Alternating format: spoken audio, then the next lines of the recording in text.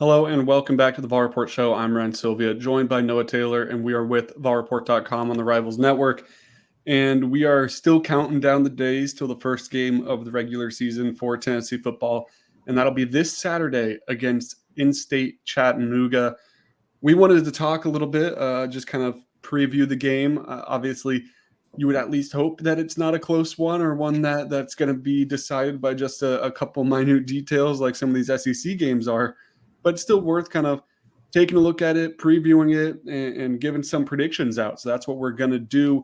First, we're going to start with just a couple points. Then, Noah, we're going to do a rapid fire, higher or lower for you. And I do want to hear what everyone in the comments who's watching. I want to hear what your predictions are for this game as well when we get to that higher or lower segment. First things first, normally I think we'd start one of these if it's a big game with who you got winning. Well, we'll do the Vegas route this time. Who do you have covering the spread? It's sitting at a 38.5-point favorite in the favor of the Vols. So do you have Tennessee winning this game by 39 or more, or winning it by 38 or less, or losing and falling to an upset? I have them going 39 or more. Just I know we've talked a lot here, especially since fall camp started, about what to expect out of this team. I don't see them getting slow out of the gate. I think all the things we've talked about, a step forward for this offense, better passing game, a veteran offensive line, all the things, you take your pick that are strong suits of this Tennessee team, and obviously have the edge over a Chattanooga team that I know we'll get to in a minute is really good in FCS and probably going to have a really good season coming off of a playoff run themselves. But a game I don't think Tennessee's going to have much trouble with, and we'll kind of get a chance to see all the things we've talked about here in the last couple of weeks.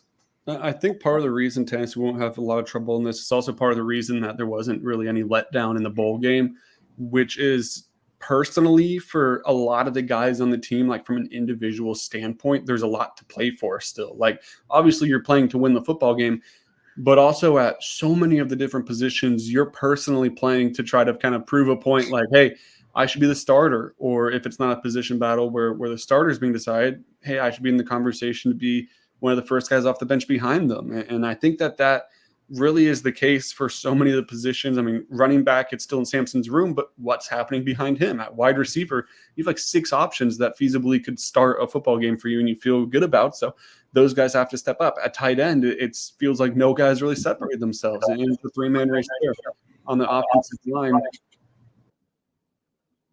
And then there's the left guard position where that's still a 2-man race, it seems like, between Jackson Lampley and Andre Carrick. So that's just the offense right there. And there's a lot of different position battles and things of that sort that'll individually motivate guys. So I don't think that there's going to be any sort of letdown in kind of intensity like you were talking about, Noah, as far as this Chattanooga game, even though it's, on paper an inferior opponent.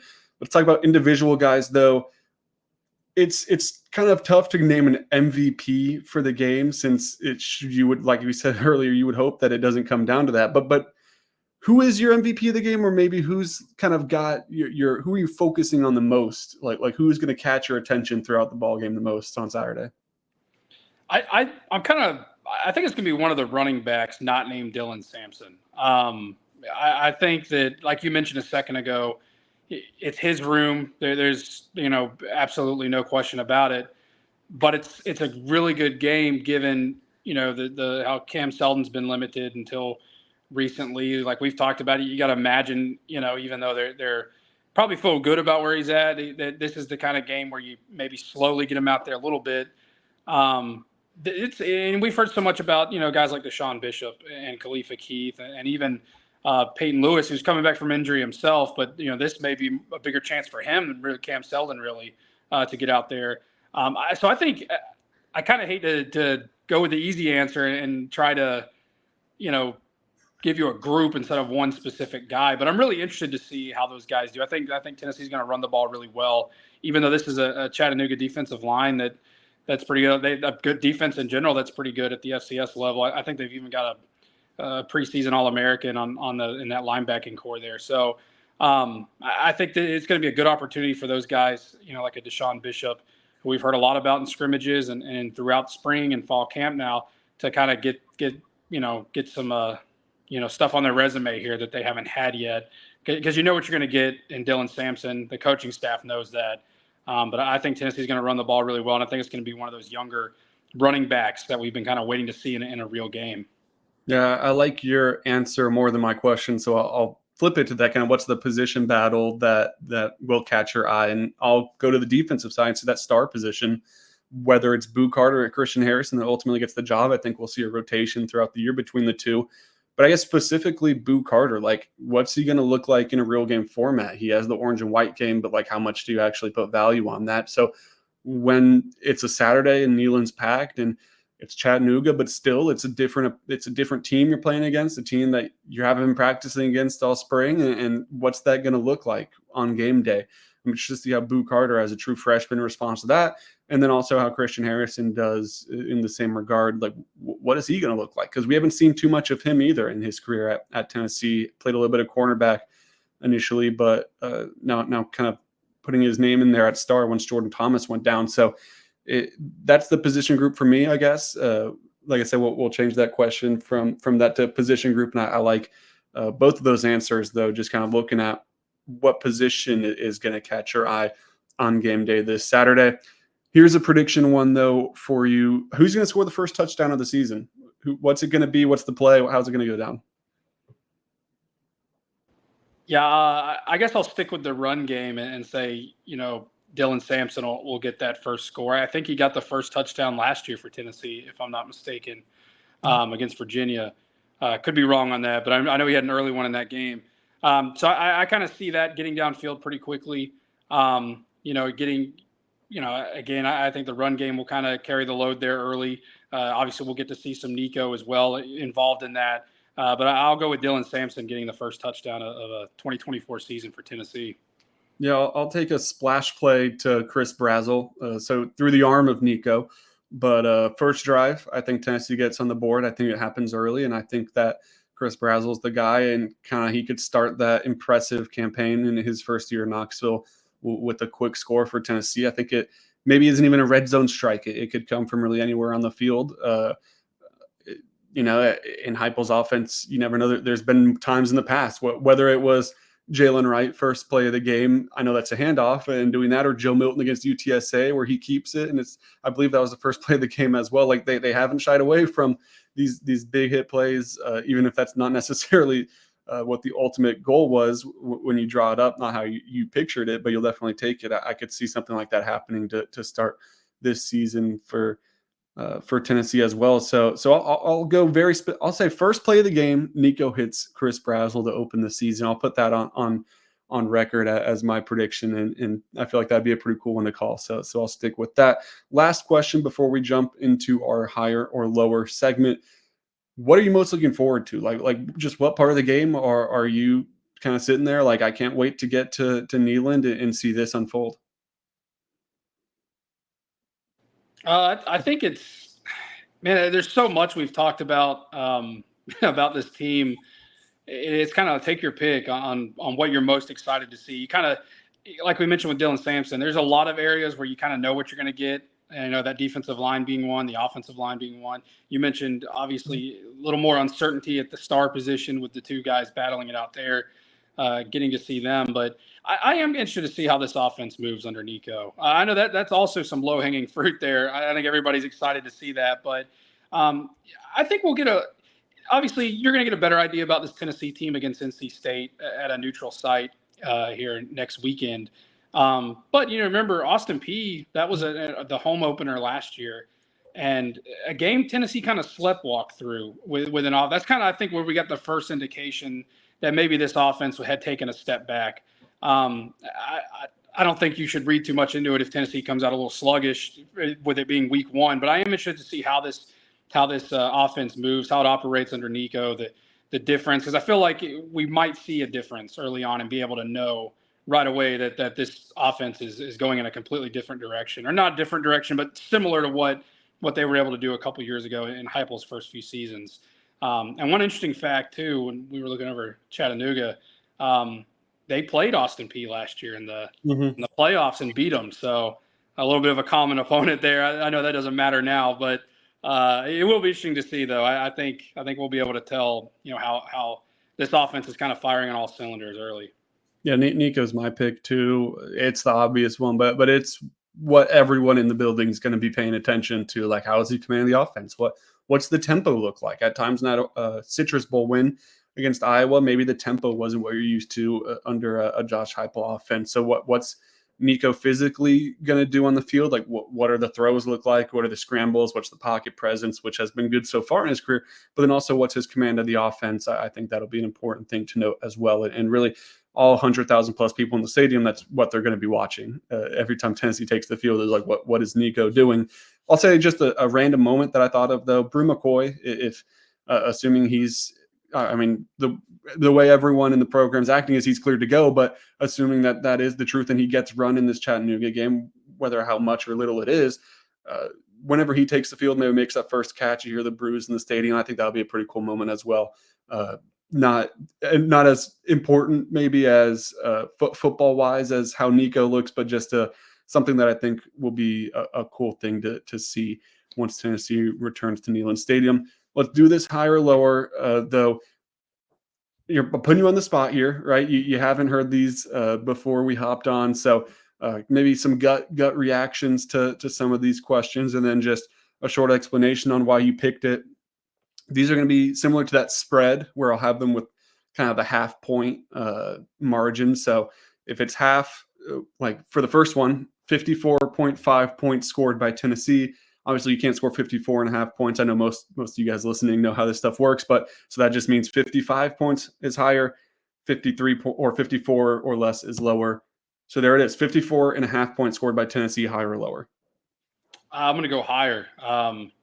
Yeah, kind of everything falling in line with everything we've said already. I think you're going to see a very high-scoring game on Tennessee's part, and just I know. I guess we'll probably plug in our predictions at the end, the specific score predictions. But going into it, I definitely like 55 or more.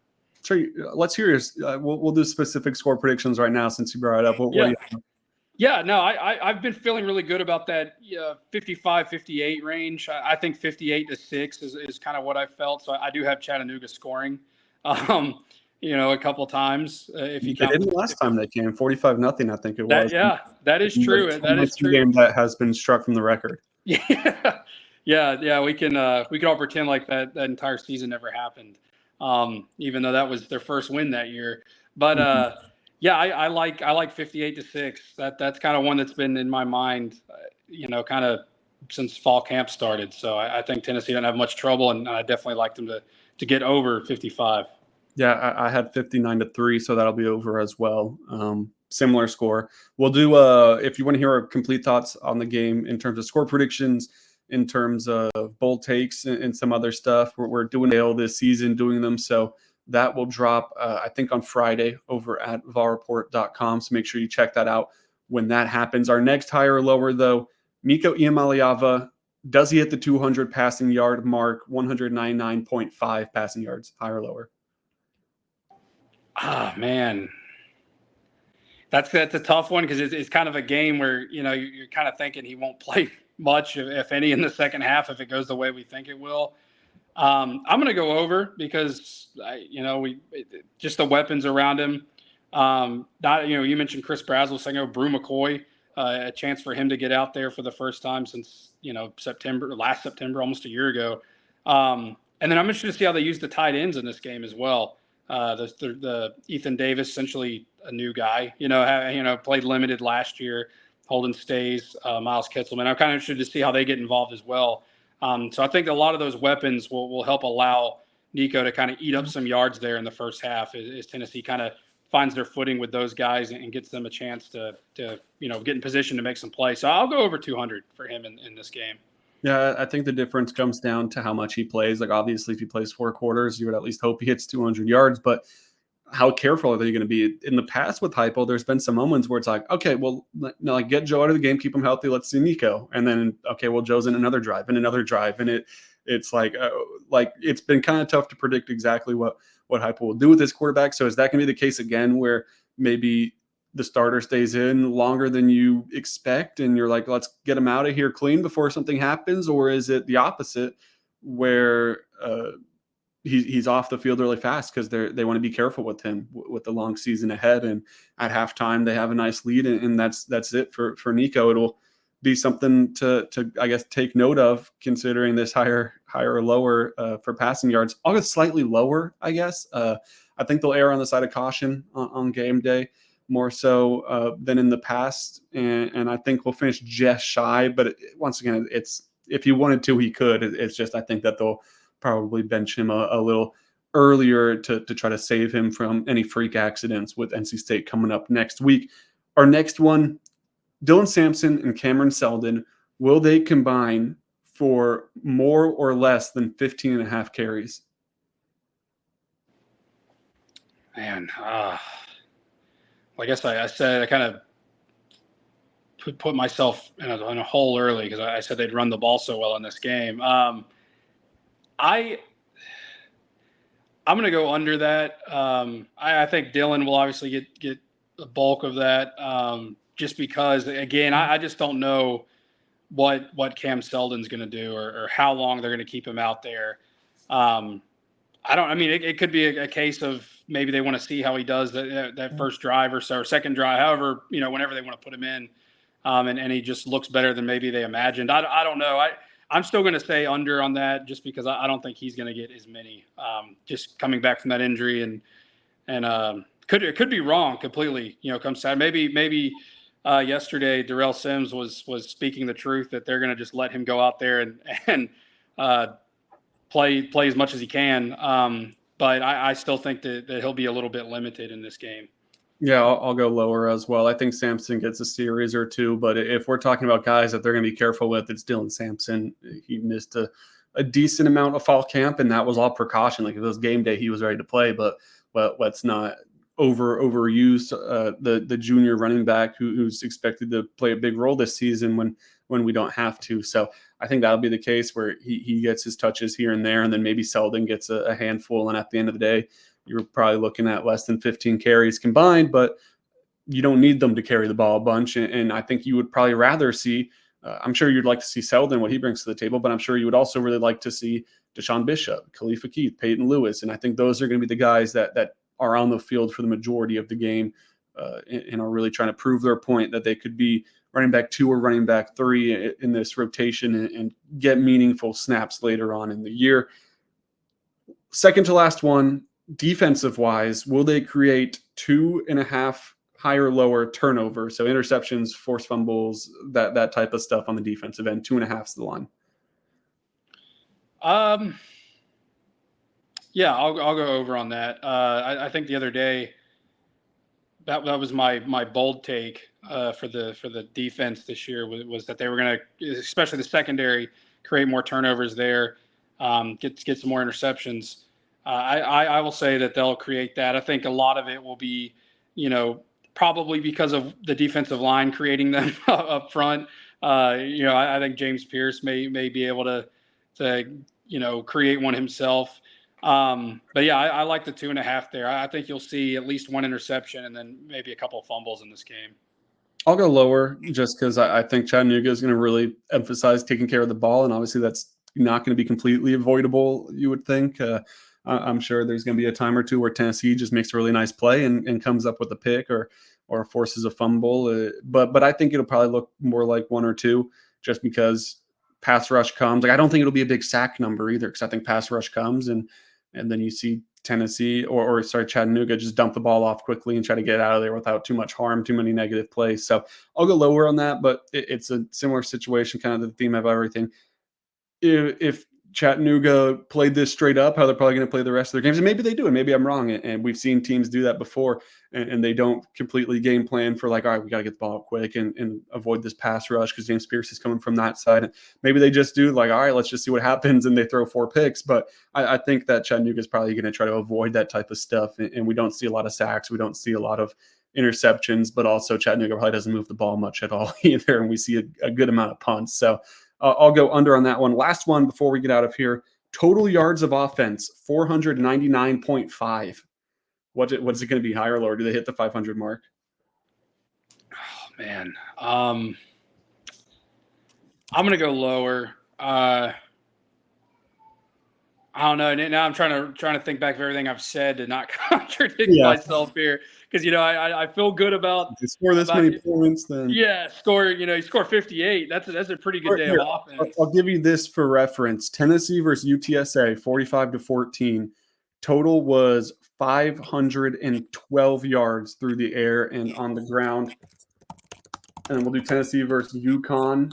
We'll can't really talk about the Austin Peay game because I didn't go. I was playing 59-3, which I think is pretty similar to, I think that might have been my exact score prediction of what we expect from Tennessee against Chattanooga. They got over the 600-yard mark in that game. Yeah, that was whooping. Yeah, I think when you provide the stats, that's a pretty good. Yeah, I now I feel a little bit better about that. It's a lot of offense, and it's a game where, again, we've talked about it a lot, but it's a game where you're expecting to see in that second half a lot of guys that just need reps, and it kind of sets up for that if it goes as planned.